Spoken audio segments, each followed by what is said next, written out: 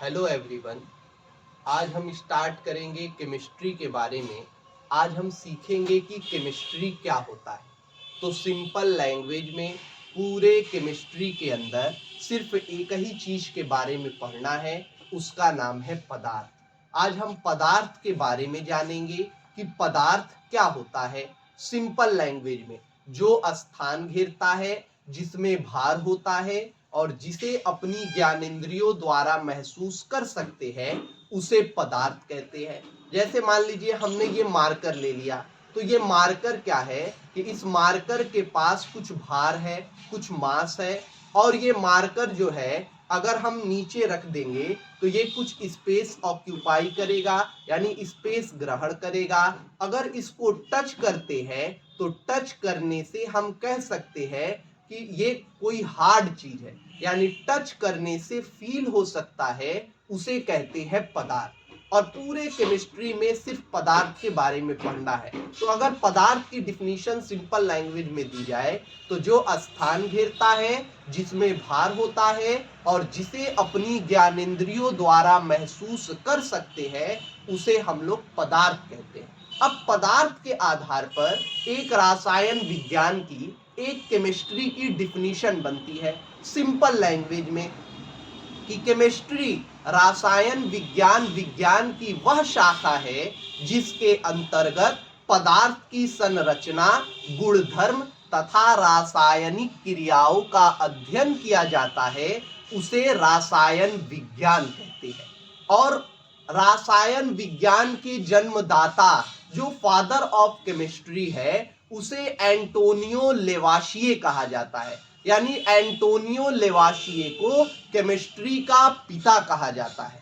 अब हम लोग केमिस्ट्री को एक अलग तरीके से हम समझेंगे। अभी तक हम लोग समझते थे कि केमिस्ट्री क्या होता है, केवल लैब के अंदर जो है प्रैक्टिकल करने का नाम केमिस्ट्री है और रंग बदलने का नाम केमिस्ट्री है। हालांकि ये पूरी तरीके से सही नहीं है। हम अपने डेली लाइफ में देखें कि हमारा डेली लाइफ में सुबह से लेकर शाम तक केमिस्ट्री का यूज है। हम सुबह उठते हैं तो सुबह उठने के बाद हम लोग ब्रश करते हैं और पेस्ट लगाकर ब्रश करते हैं, तो ब्रश भी हमारा केमिस्ट्री का देन है और पेस्ट जो होता है वो भी हमारा केमिस्ट्री का देन है।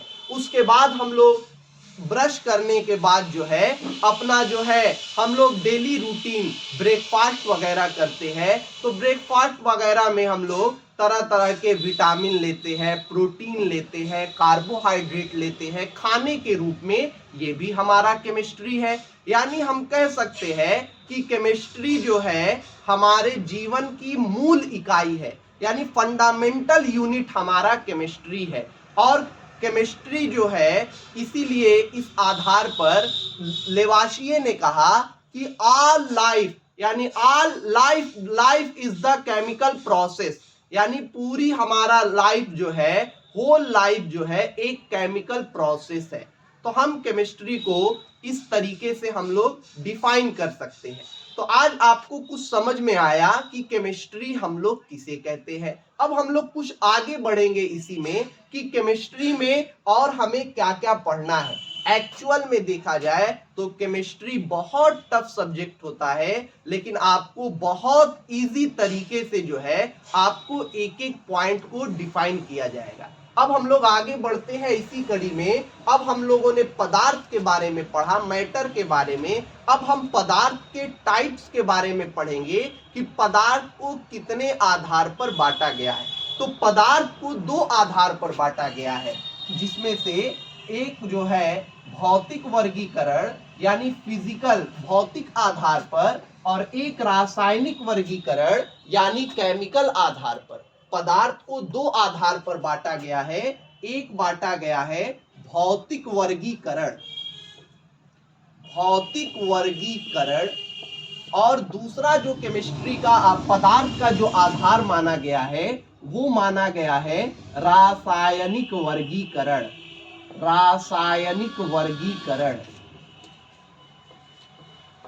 यानी पदार्थ को मुख्य रूप से दो आधार पर बांटा गया है, एक भौतिक वर्गीकरण के आधार पर और एक रासायनिक वर्गीकरण के आधार पर।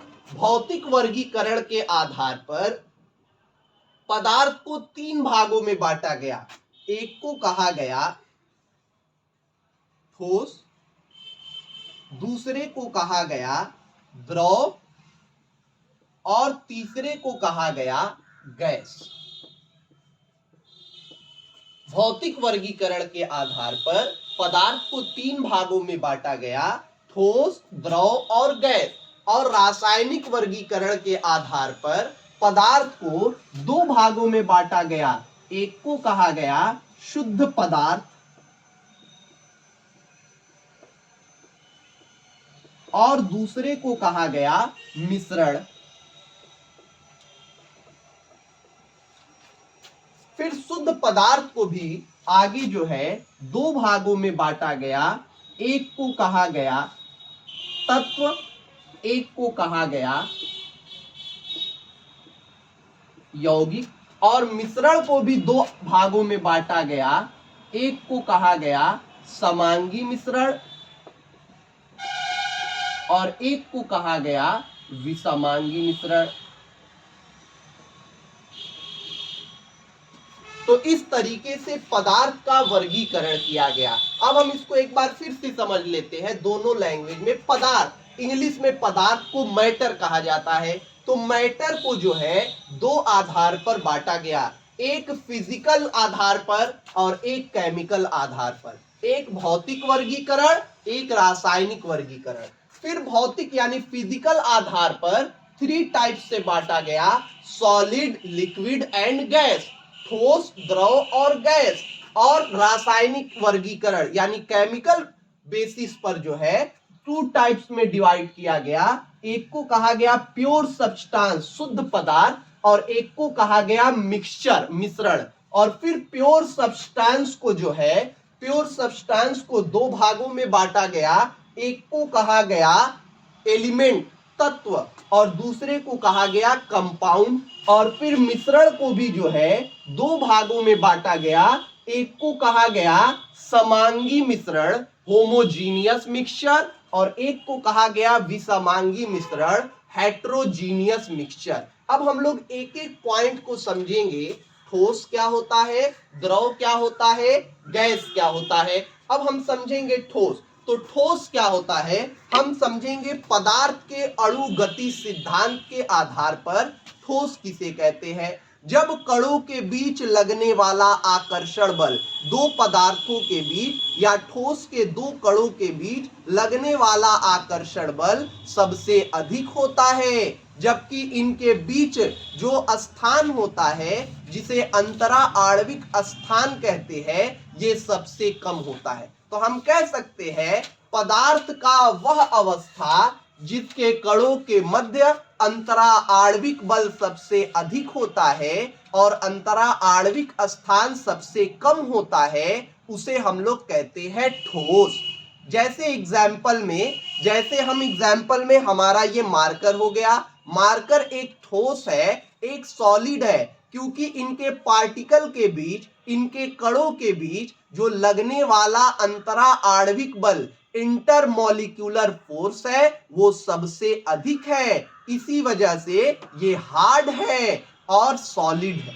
उसी तरह अब हम समझेंगे लिक्विड के बारे में। लिक्विड यानी द्रव। द्रव क्या होता है, जिनके बीच अंतरा आणविक बल ठोस से कम और अंतरा आणविक स्थान गैस से थोड़ा सा कम होता है, ठोस से ज्यादा होता है, उसे हम लोग कहते हैं द्रव, लिक्विड। एक बार फिर से समझा जाए, द्रव क्या होता है तो पदार्थ की वह अवस्था जिनके कणों के मध्य लगने वाला अट्रैक्शन फोर्स, लगने वाला आकर्षण बल कम होता है, लेकिन उनके बीच जो है स्थान, अंतरा आणविक स्थान ठोस के कंपेयर में अधिक होता है, उसे द्रव कहते हैं। इसी के कारण द्रव जो है, लिक्विड है, ये स्टैटिक में भी होता है, रुका हुआ भी होता है, और मोशन में भी होता है, यानी काइनेटिक एनर्जी भी इसके पास होती है। आप जैसे बाल्टी को पानी ले आकर रखिए और बाल्टी में जब पानी लाकर एक जगह से दूसरे जगह रखेंगे तो पानी हिलता हुआ, मोशन करता हुआ नजर आएगा, तो उस समय उसके अंदर काइनेटिक एनर्जी है। लेकिन थोड़ी देर बाद देखेंगे पानी रुक जाएगा, इस तरह पानी के अंदर स्टैटिक एनर्जी भी है। तो ये हमारा पानी हो गया, वाटर, एग्जाम्पल लिक्विड का। उसी तरह अब हम समझेंगे गैस के बारे में। गैस क्या होता है? तो पदार्थ की वह अवस्था जिनके बीच लगने वाला अंतरा आणविक बल, जो बीच में लगने वाला बल होता है, यानी एक कण और दो कण, ये जो है एक बल के द्वारा जुटे रहते हैं और इसी बल को कहते हैं अंतरा आणविक बल। और इस बल का जो है मान जो है गैस में सबसे कम होता है। तो पदार्थ की वह अवस्था जिनके अणुओं के बीच लगने वाला आकर्षण बल सबसे कम होता है, लेकिन उनके बीच जो अंतरा आणविक स्थान यानी गैप होता है ये सबसे ज्यादा होता है, उसे गैस अवस्था कहते हैं।